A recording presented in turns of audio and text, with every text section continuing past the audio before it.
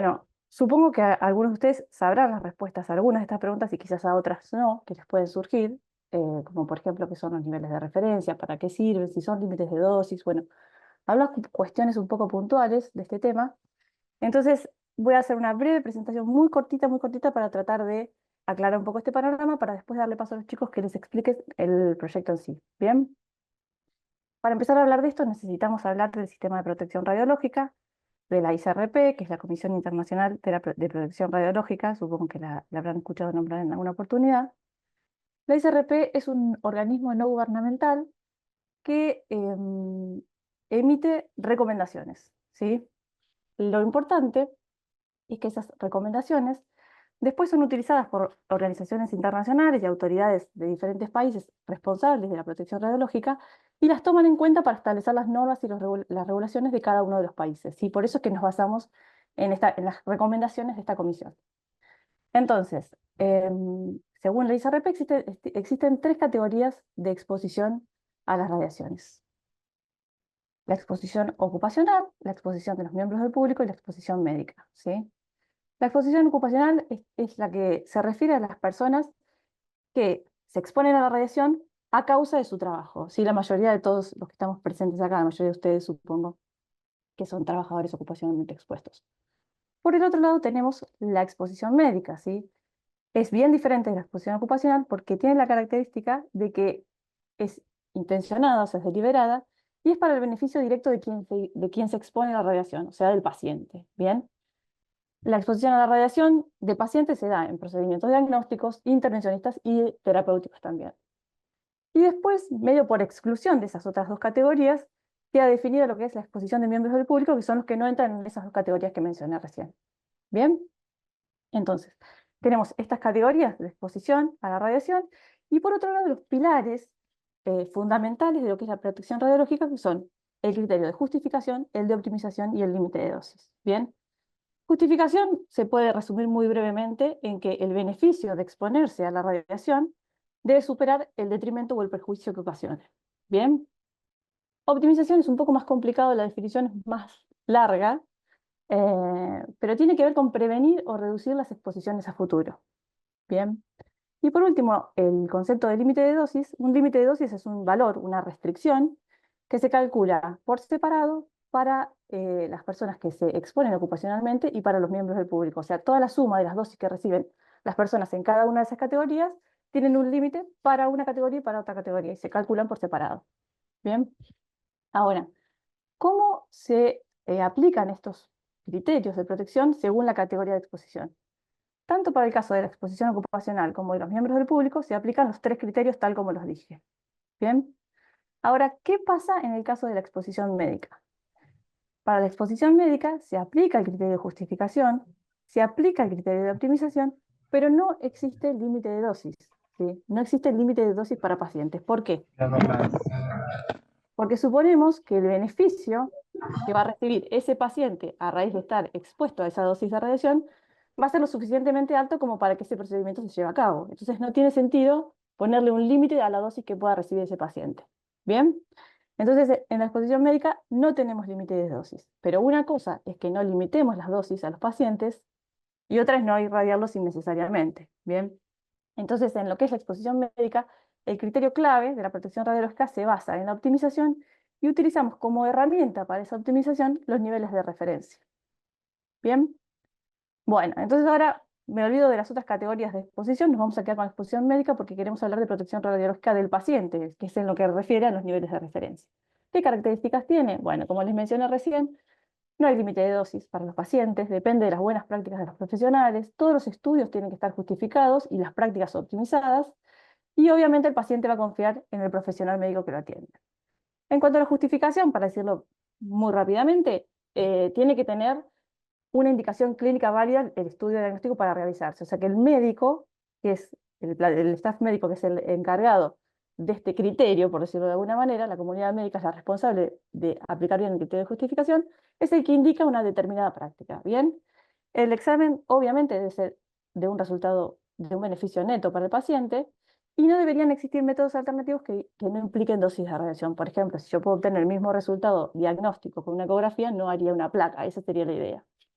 Y después, en particular, el criterio de justificación es fundamental en el caso de los pacientes pediátricos, para la protección radiológica de los pacientes pediátricos. En el caso del criterio de optimización, bueno, una vez que está justificado realizar el estudio con radiación ionizante, lo que tenemos que hacer es realizarlo utilizando la menor dosis posible, pero manteniendo la calidad de imagen diagnóstica, ¿sí? Esto es fundamental. O sea, optimizar no significa bajar la dosis indeterminadamente, sino no utilizar siempre poca radiación, sino la radiación necesaria para lograr el objetivo clínico que pretendemos con ese procedimiento de diagnóstico. Y bueno, y esto también, de vuelta, muy importante y especial en pediatría, porque las dosis varían según las edades de los pacientes, los tamaños, etcétera. ¿Cómo estamos parados en cuanto a la optimización actualmente? Bueno, disponemos de tablas de niveles de referencia de otros países, o sea, no hay nada, ningún estudio hecho a nivel local ni regional por acá. O sea, existen tablas de niveles de referencia, pero no son las de nuestro lugar, por decirlo de alguna manera. Obviamente sirven como referencia, se pueden usar, nosotros nos podemos apoyar en esas tablas, pero la idea, el caso ideal sería tener las propias, y para eso es que estamos hablando hoy y hablando de este proyecto. Bien. Entonces, bueno, para ayudar a este criterio de optimización es que vamos a usar los niveles de referencia. ¿Y qué son los niveles de referencia? Bueno, lo que viene a continuación está basado en esta publicación del ICRP, que es específica sobre niveles de referencia de diagnóstico en imágenes médicas. Es la publicación 135, está disponible en internet. Si alguien la quiere leer y no la encuentra, nos la pide, no hay ningún problema. Pero acá es donde dice todo, absolutamente todo acerca de los niveles de referencia. Para empezar, el concepto de nivel de referencia, ¿a qué se refiere? Es una herramienta que se usa para ayudar en la optimización de la protección en la exposición médica de pacientes para los procedimientos de diagnóstico o intervencionistas, perdón. Se utilizan imágenes médicas con radiación ionizante para indicar si, en condiciones de rutina, esto lo voy a aclarar, la dosis del paciente o la actividad administrada, en el caso de que sea una imagen por medicina nuclear, para un procedimiento especificado, para una tarea clínica bien definida, es inusualmente alta o baja para ese procedimiento. ¿Bien? ¿A qué nos referimos con en condiciones de rutina? Bueno, nos referimos al caso más general, digamos. No nos referimos a situaciones particulares ni extremas, como pueden ser un paciente muy voluminoso o una técnica muy específica. Bien, a eso se refiere con condiciones de rutina. Y la otra aclaración es en cuanto a inusualmente alta o baja, porque no nos fijamos únicamente cuando la dosis es alta, sino también cuando la dosis es baja, porque cuando las dosis son excesivamente bajas, lo que sucede es que probablemente ese procedimiento que estemos realizando y la imagen que estamos obteniendo podría ser inútil por la baja calidad que pudiera tener. Entonces, el principio de optimización se aplica tanto para estudiar las dosis inusualmente altas o las inusualmente bajas. Bien. ¿Te molesta un Bueno, segundo, Agus? sí. No sé, me están avisando que hay gente que quiere ingresar. No sé si te salió. A ver. Espérate. Acá, información. Hay 11 personas. Ver, así, administrador. No me parecía la ventana. No hay Uniendo, problema. uniendo. Ahí va. Lo tenía tapado. No hay problema.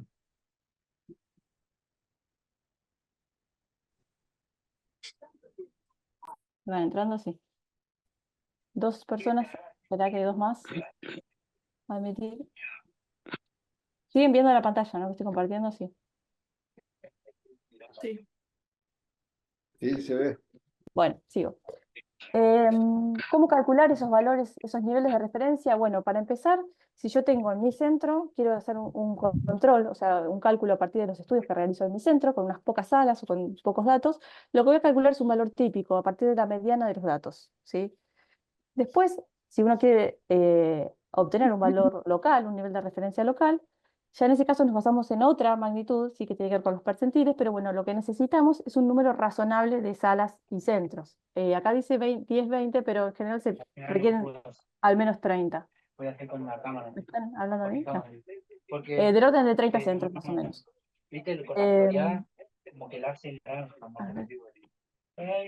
¿Me ¿me escuchan bien ustedes? así sin voz, güey. Creo Se que escucha perfecto, hay un micrófono abierto igual. Bien, perfecto, sigo hablando. Después tenemos los niveles de referencia nacionales, ¿sí? Que para esto tenemos, lo más importante es encontrar una muestra representativa de todos los centros de salud de un país. ¿A qué me refiero con todos los centros representativa de todos los centros? Bueno, que si a lo largo del país existen equipos de última tecnología y equipos más viejos, todos tienen que estar representados en esa muestra que vamos a tomar. Si tengo centros de salud públicos que tienen un determinado equipamiento y centros privados que cuentan con otro equipamiento, todos tienen que estar incluidos para que esos niveles de referencia sean razonables, ¿sí? Y por último, lo que se llaman niveles de referencia regionales o internacionales, que se calculan a partir de los niveles de referencia nacionales de diversos países en una región. Bien, ese sería el óptimo. Entonces, ahí no puedo pasar la pantalla. Ahí está. Entonces, por un lado, tenemos que establecer los niveles de referencia, eso implica recoger los datos, ¿sí? Es muy importante que cuantos más centros participen, más información tenemos, más rico va a ser ese estudio. Obtenemos los valores de referencia, pero después hay que utilizarlos. O sea, no pensemos que con obtener los niveles de referencia y publicarlos es suficiente, ¿sí? Eso no sirve de nada si después no los aplicamos en la práctica diaria. O sea, no sirve de nada si tenemos centros que tienen tecnología digital y usan 2, 3, 5 veces o hasta 10 veces la dosis necesaria para obtener una imagen. Esas son las situaciones útiles en las que son útiles los niveles de referencia para hacer ese tipo de correcciones. ¿Bien? ¿Y cómo se usarían? Bueno, yo tengo que comparar los valores típicos, las medianas de mi centro, los valores de mi centro, con los niveles de referencia que vaya a contrastar. Y eso debería ser parte de un programa de garantía de calidad periódico. Ahora, si los valores esos que yo estoy comparando son muy altos o mucho más bajos que los niveles de referencia, hay que aplicar medidas correctoras lo antes posible para optimizar la práctica, sin descuidar nunca la calidad de la imagen que voy a requerir, ¿sí? O sea, no solamente bajar la dosis, sino siempre teniendo en cuenta la calidad de la imagen y la información diagnóstica que yo necesite para esa tarea clínica. Otra aclaración es que estos niveles de referencia nunca se aplican a pacientes individuales. Yo les dije, tomo la mediana de los valores que tengo y lo comparo con los niveles de referencia. No se comparan nunca los valores de dosis que tenga para un paciente en particular con los niveles de referencia. ¿Por qué? Porque puedo tener pacientes que requieren mayores o menores radiación que otros, ¿sí? Debido a que la complejidad del procedimiento que se lleva a cabo, al tamaño que tengan, a un diagnóstico particular, etc. Entonces, eh, para ir redondeando, algunas respuestas a las preguntas que planteé al principio. Bueno, ¿qué son los niveles de referencia y para qué sirven? Son un instrumento para ayudar a optimizar. ¿Son límites de dosis? No, no existen límites de dosis para pacientes. ¿Se aplican a pacientes individuales? No, se deben aplicar a muestras de pacientes y para el mismo rango de peso para el cual se han obtenido. O sea, tengo que comparar lo mismo con lo mismo, ¿sí? ¿Estos niveles de referencia tienen diferentes valores para diferentes indicaciones clínicas? Sí, tienen diferentes valores. ¿Cómo se calculan? Bueno, yo ya les adelanté un poquito ahí en ese gráfico. Ahora vamos a hablar un poco más de las planillas y eso. ¿Qué diferencia hay entre los niveles de referencia locales, nacionales o regionales? Bueno, se diferencian tanto en cómo se obtienen y cómo se aplican, ¿sí? Y por último, ¿cómo influye el peso o el tamaño del paciente? Cambia los valores de los niveles de referencia. Entonces yo creo que acá van a encontrar la explicación un poco de los datos que vamos a requerir después en las planillas para completar, para poder llegar a estos niveles de referencia. Bueno, le paso la palabra a Dani para que les cuente un poco del proyecto en sí. Bueno, ¿qué tal? Buenas noches, ¿cómo andan? Bueno, bien, Agus. Creo que quedó claro un poco el tema de niveles de referencia. En primer lugar, muchos me preguntan, ¿no son niveles máximos? No, no son niveles máximos, son de referencia. Hay que agarrarse de esa palabra. Y el objetivo justamente es, como está ahí en etapas, ¿no? Primero, seleccionar instituciones que quieran participar de esto. Todo esto se basa en una gran estadística, con lo cual necesitamos una recolección de esos datos, vamos a analizar esos datos y vamos a elaborar obviamente recomendaciones y a lo mejor una publicación, ¿sí? Hasta eso, esa sería nuestra idea general.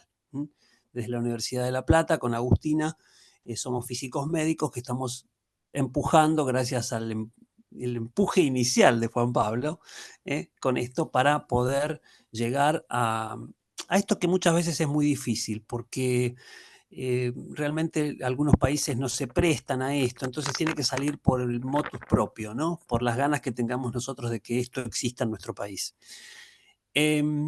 Metodologías. La idea es empezar por tomografía.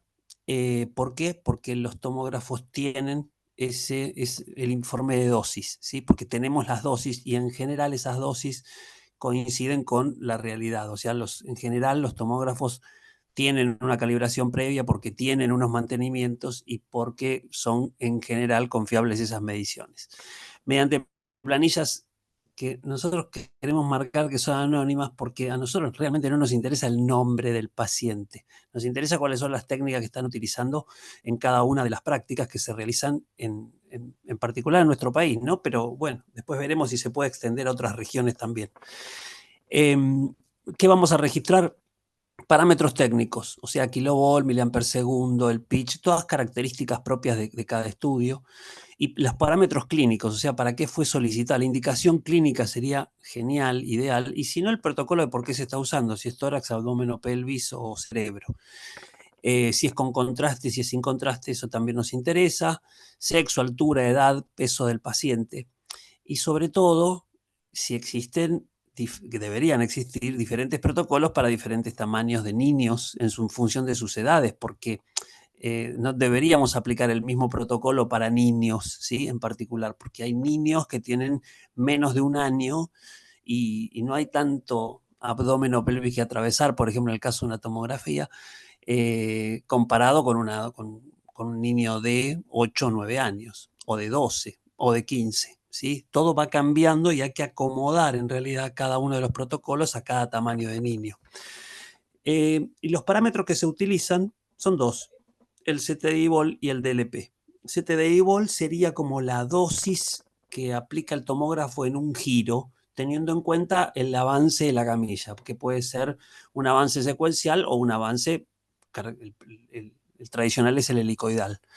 Y el DLP ya nos está diciendo, producto de dosis longitud, quiere decir, nos está diciendo cuál es la dosis total que se aplicó en el paciente. Esos son los 2 parámetros que nos da el tomógrafo y esos son los 2 parámetros que se toma internacionalmente como niveles de referencia en tomografía computada.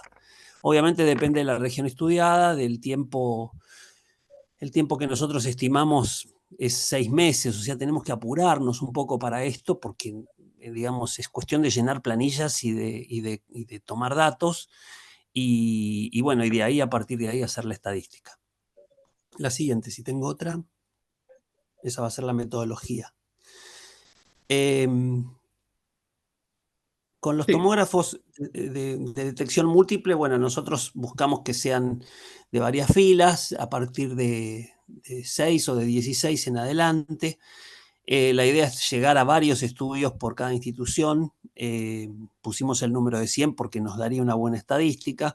Mayor cantidad, obviamente, depende de cada uno de los protocolos, ¿no? Tenemos que tratar de lograr la mayor cantidad de instituciones. Y bueno, no sé lo de las regiones, Juan Pablo, que si querés acotar de algo por los 10 estudios por región. Sí, nosotros sí. lo que planificamos, ahora vamos a verlo en la planilla puntualmente, 10 regiones, lo dividimos en 10 regiones, más allá de que los niveles de referencia internacionales muchas veces saltean algunas regiones, quisimos hacerlo en 10 regiones y 10 estudios por región, esos son los 100 estudios por institución que esperamos alcanzar en esos 6 meses que contabas, pero bueno, si puede ser mejor y si no, extenderemos un poco el análisis porque buscamos llegar a alcanzar esto de los niveles de referencia. La próxima, Aus. Y acá están las regiones, ¿sí? Encéfalo, que es de lo que más publicaciones hay, senos paranasales, cuello, a veces queda confundido ahí con lo que es columna cervical, obviamente va a cambiar para aquellos que hagan tomografía en urgencias, lo que es columna cervical, tórax, nosotros acá nos referimos al tórax sin contraste puntualmente, a una sola adquisición, no es tórax y tórax en expiración, por ejemplo. Lo mismo pasa con abdomen, pero sí en la región 7, tórax, abdomen con contraste, va a haber diferencias. Habrá instituciones que hagan una adquisición de 2 tiempos, sin contraste y con contraste, otras que hagan 4 tiempos. De cualquier manera, toda esa información va a ser muy útil, nos va a permitir conocer cómo trabajan también y qué pueden corregir en todo caso a futuro, si es necesario corregir algo. Oído es una de las regiones que muy poca publicaciones hay sobre dosis, sobre niveles, y columna lumbar también. Y cardíaco, obviamente, va a haber muchos servicios que no van a tener posibilidad de hacer adquisiciones de tomografía cardíaca, puntualmente coronario tomografía, pero aquellas que sí, sería ideal contar con esa información, si bien hay bastante publicación sobre eso, sería ideal ver cómo está trabajando la región con respecto a la tomografía cardíaca. Bien. Y acá está la grilla que algunos ya han recibido por mail. Fíjense, en primera instancia, siguiente, Agus, va a mostrarse que está anonimizado, que no tiene la institución ningún nombre. Nosotros insistimos en que las instituciones, sobre todo las privadas, tengan la tranquilidad de que, si bien participan del trabajo, definitivamente no tienen ningún riesgo de compartir sus datos. No hablamos de pacientes, sino hablamos de estudios. Y bueno, en este caso es un ejemplo de un tomógrafo Philips Access de 16 filas, eh, donde vamos a tener 3 momentos para poder llenar esa planilla. La siguiente, Agus.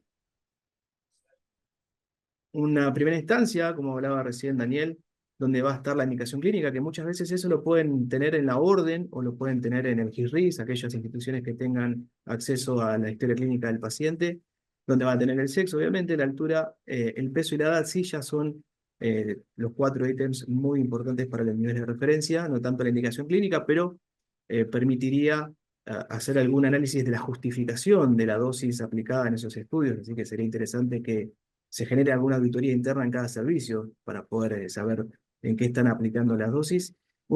Ahí sí, una durante la adquisición del estudio, esto ya bien trabajo nuestro, cuando seleccionamos el protocolo, cuando lo modificamos de acuerdo al peso, a la altura del paciente, a la edad, y bueno, elegimos esos parámetros, y una posterior, un análisis posterior, un llenado de la planilla posterior, donde vamos a tener el tiempo de adquisición, dependiendo de la longitud y los parámetros de pitch y de tiempo de rotación que hayamos elegido, la modulación, si es posible que ese equipo module, si elegimos modular los estudios, y estos 2 parámetros que son tal vez los más relevantes, el CTD-Vol y el DLP.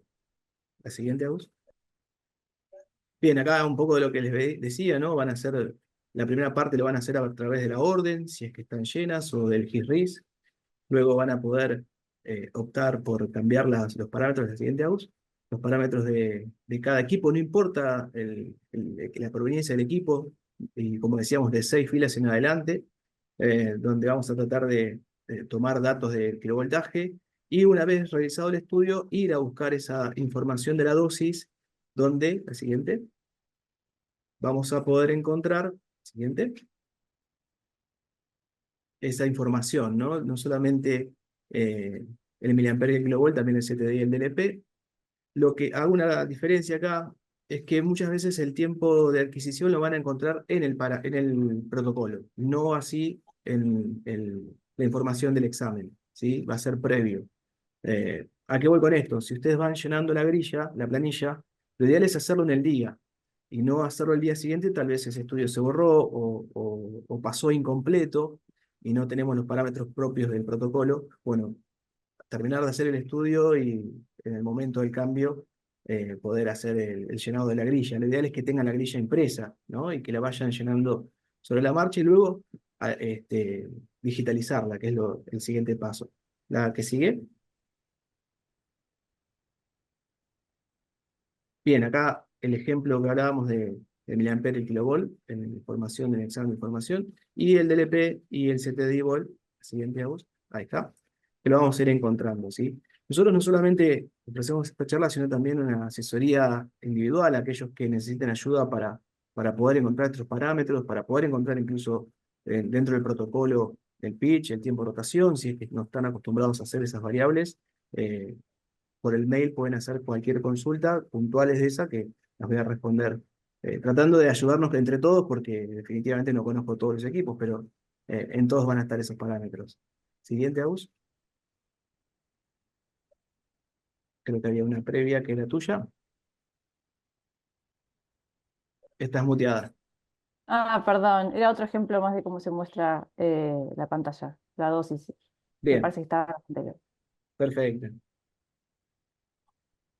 Bueno, y acá un poco lo que charlábamos y lo que veían también en el mail que han recibido algunos. Los requisitos es el compromiso, como están viendo es algo que muchas veces no se lleva a nivel institucional en general, sino que se lleva por el esfuerzo de distintos radiólogos y físicos médicos. Entonces necesitamos ese compromiso. Como pueden ver, no es mayor trabajo en el día a día llevar a cabo estas planillas. Es cuestión de tenerlas impresas, de tenerlas al lado del equipo, llenándolas. Lo ideal es que contar con un radiólogo responsable y que participen otros colegas para que esa planilla se llene lo más rápido posible, desde ya con datos fidedignos, es lógico, ¿no? Contar con estos equipos de 6 filas en adelante y no excluimos ningún tipo de población. ¿Sí? Eso es muy importante. En un momento me preguntaban, bueno, pero pediátricos puede ser, sí. La idea es abarcar la mayor cantidad de estudios, de instituciones, así que no excluimos a nadie. Y también ofrecemos estas notas de solicitud específicas para cada departamento de investigación que tengan las instituciones. Si es necesario una nota específica para invitar a la institución, desde ya, aclarando todo lo que necesiten las instituciones privadas, que son las que pueden ser más celosas de los datos. ¿Sí?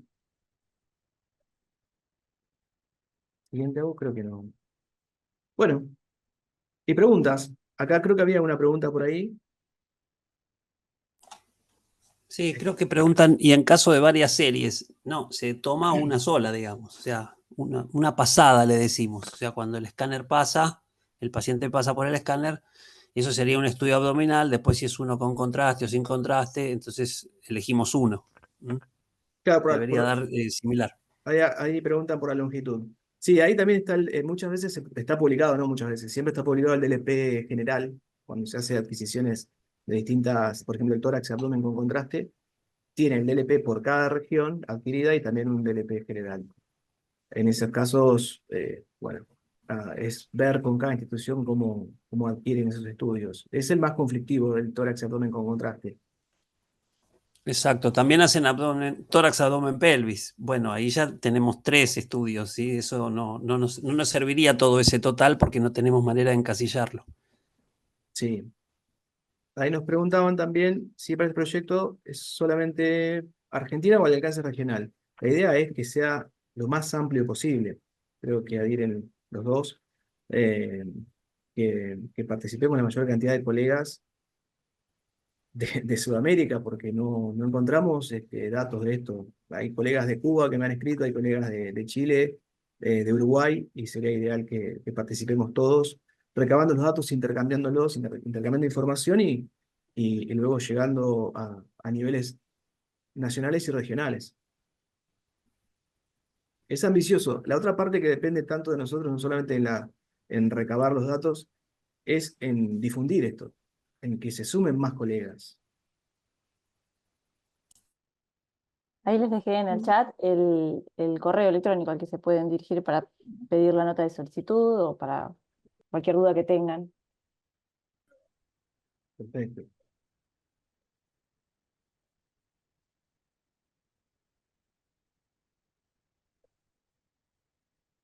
Conozco el proyecto, hay preguntan si ese proyecto es el mismo que está haciendo la OEA o es independiente. Es independiente, ¿sí? Me hablaron sobre el proyecto de la OEA, pero no compartimos la misma grilla. Los mismos datos que han pedido no son los mismos. Tratamos de hacerlo un poco más simple, la grilla más directa. Tal vez Daniel nos pueda aportar más. Sí. La grilla nuestra es más simple porque queremos que salga más rápido, digamos, y no complicar demasiado tampoco. En otros países se cuenta con un físico médico o con un oficial en protección radiológica que pueda hacer este trabajo. Nosotros en Argentina en particular no tenemos. Estaba pensando en otros países que se quieran sumar, por supuesto, haríamos extensión. Después podemos separarlo nosotros con la estadística, ¿no? Y analizar solo Argentina o darle todos los datos que tengamos de otro país, de Chile, de no sé qué más había, de Cuba. Sí, Y Uruguay. las instituciones que sean, se las damos. Esto es un trabajo para todos. Exactamente.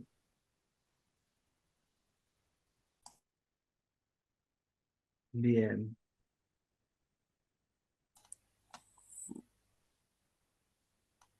Bueno, por ahí podrían abrir los micrófonos, ¿no? Si alguno quiere Sí, sí, preguntar se realmente y animan. no escribir en el chat. Nos quedan 3 minutos 40, ¿es así? Sí, queda poquito. Pero igualmente queda el mail y para hacer cualquier Bien, bien, otra consulta. ¿Qué protocolos de CT contempla el excelente. estudio? Dice, bueno, son estas 10 regiones. eh, Nosotros abrimos para aquellos que tengan equipos con reconstrucción alternativa, con retroprocesión filtrada. La idea es que sumar información que no tenemos. No hay nada de eso, no está recabado nada, así que eh, después se puede hilar más fino, pero en un principio necesitamos tener la mayor cantidad. No es cuestión de cantidad de pacientes, te preguntan cuántos pacientes de semana son necesarios, es el tiempo que te lleve llenar las planillas. Son 10 planillas. Si tenés una gran cantidad de pacientes por semana, lo vas a llenar en poco tiempo, y si no, se va a extender, pero bueno, sobre todo con aquellos que no, desde ya no tengan cardio TCE, no van a poder llenar esa planilla, así que no hay mayor problema. Cuando lleguen a las 9, lo pueden enviar. Datos retrospectivos, sí, difícil que tengan todos los datos, es una buena pregunta. A veces el HISRI Sí. funciona, pero sí, si Si, pueden. si tienen todos los datos, no habría ningún problema, genial. El problema es que hay veces que no aparecen todos los datos, Sí. incluso datos del paciente. A veces no, son más difíciles de buscar. En primera instancia es recabar información y luego es el análisis. Preguntan si son varias etapas Sí, o solo es recabar. No, la primera y la más importante es recabar la información. Después viene el análisis, después viene la información a cada institución y en esa comparación con los niveles de referencia, los cambios que necesite cada institución. Asesorar incluso en eso, en qué parámetro técnico puede haber un cambio para mejorar el trabajo de cada uno. Les hago una consulta. ¿Me escuchan, Juan? sí, perfecto, sí. ¿Cómo están? Buenas noches. Muy Buenas noches. interesante y los felicito a todos por la iniciativa. Les quiero hacer una consulta. Nosotros hace un tiempo, más de 10 años, con otro equipo, habíamos hecho un trabajo de dosis y tenemos, como recién un colega preguntó lo de retrospectivo, porque por ahí estaría interesante, nosotros tomamos como base los parámetros que estaban directamente en un Philips de 64 filas y modificamos a partir de cambio de dosis y de moduladores y llegamos a un número. Si eso también les sirve, o hoy que estamos con otro equipo de 128 filas, o sea, si les interesa que mandemos la información de el equipo anterior y el equipo actual. Sí, nos Nosotros quedan en su 60 momento segundos. tomamos, Sí. perdón, Pero nos quedan 60 sí. segundos, pero sí, si están separados en diferentes planillas y lo tenemos bien claro, tendría que servir. Ah, ¿Sí? perfecto, porque por ahí les puedo mandar la información del 64 filas, que fue Claro. también lo actual y la dosis modificada, y el actual que estamos haciendo. Exacto. Mientras podamos diferenciarlo por un tema estadístico, sí, seguro. De hecho, va a haber instituciones que tienen 3 tomógrafos. Entonces va a ser el nombre de una institución con 3 tomógrafos distintos. Exactamente. Una planilla por equipo. Perfecto. Perfecto. Bien. También les puede servir esa información de otro equipo. Exactamente. Perfecto, perfecto. Bien. Muy bien. Bueno, y nos quedan, no sé, 11 segundos. Hablan del tema del peso, ¿cómo lo resolvemos? Si Si no el, tienen ese dato, sí, en realidad, si el paciente está consciente y puede colaborar con un peso